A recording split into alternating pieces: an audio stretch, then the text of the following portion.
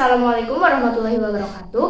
Perkenalkan, saya Amalia Relawati, kelas 11 MIPA 4, nomor absen 3. Di sini saya akan menjelaskan mengenai proses pencernaan makanan pada manusia. Pencernaan makanan merupakan proses mengubah makanan dari ukuran yang besar menjadi ukuran yang lebih kecil dan halus, serta memecah molekul makanan yang kompleks menjadi molekul yang sederhana dengan menggunakan enzim dan organ-organ pencernaan. Enzim ini dihasilkan oleh organ-organ pencernaan dan jenisnya tergantung dari bahan makanan yang akan dicerna oleh tubuh. Zat makanan yang dicerna akan diserap oleh tubuh dalam bentuk yang lebih sederhana. Proses pencernaan makanan pada tubuh manusia dapat dibagi menjadi dua macam, yaitu proses pencernaan secara mekanik dan proses pencernaan secara kimiawi. Saluran pencernaan makanan pada manusia terdiri dari beberapa organ, di antaranya mulut, kerongkongan atau esofagus, lambung, usus halus, usus besar, dan anus. Saluran pencernaan manusia yang pertama yaitu mulut. Mulut berfungsi sebagai tempat masuknya makanan dan dimulainya proses pencernaan. Ini karena di mulut terjadi pencernaan secara mekanik oleh gigi dan kimiawi oleh enzim amilase. Gigi akan menghancurkan makanan menjadi ukuran yang lebih kecil sehingga memudahkan enzim amilase bekerja. Enzim amilase lalu akan menguraikan kandungan pati atau amilum dalam makanan menjadi gula sederhana yang dapat diserap tubuh. Nah, enzim amilase diproduksi oleh kelenjar ludah. Selain itu, dalam mulut ada juga lidah yang akan mengaduk makanan sehingga dapat bercampur dengan enzim amilase. Selanjutnya, makanan akan masuk ke kerongkongan.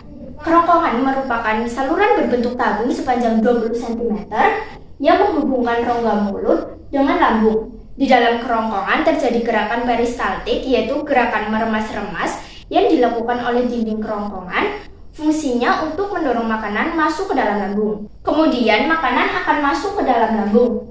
Lambung merupakan organ pencernaan makanan yang paling elastis. Lambung berbentuk seperti kantong dan terletak di dalam rongga perut sebelah kiri atas. Di dalam lambung terjadi pencernaan makanan secara mekanis dan kimiawi. Pencernaan mekanis dilakukan oleh dinding lambung yang meremas dan mengaduk makanan.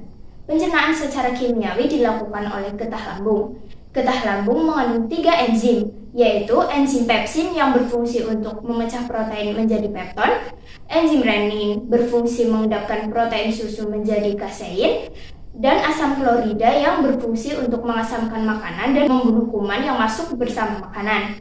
Selanjutnya, makanan dicerna di usus halus. Usus halus merupakan usus terpanjang yang panjangnya sekitar 6-7 meter. Di dalam usus halus terdapat cairan khusus yang membantu penyempurnaan pencernaan makanan. Usus halus terdiri dari 3 bagian. Yang pertama, usus 12 jari atau duodenum yang memiliki panjang kira-kira 25 cm. Usus ini mencerna makanan dengan bantuan getah pankreas dan getah empedu. Getah pankreas sendiri dihasilkan oleh kelenjar pankreas. Getah pankreas mengandung beberapa enzim, yaitu enzim amilase yang berfungsi untuk mengubah zat tepung menjadi zat gula, enzim tripsin yang berfungsi mengubah pepton menjadi asam amino, dan enzim lipase yang mengubah lemak menjadi asam lemak dan gliserol. Sedangkan getah empedu dihasilkan oleh hati dan disimpan di kantong empedu.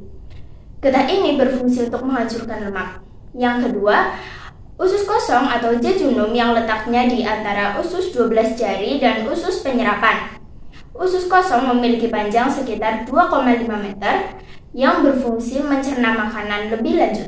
Yang terakhir adalah usus penyerapan, yaitu usus yang berperan untuk menyerap sari-sari makanan. Di seluruh permukaan dindingnya terdapat ujung-ujung pembuluh darah yang menyerap sari-sari makanan, kemudian sari makanan diedarkan melalui aliran darah ke seluruh tubuh. Setelah itu, sisa makanan dicerna masih berlanjut di usus besar.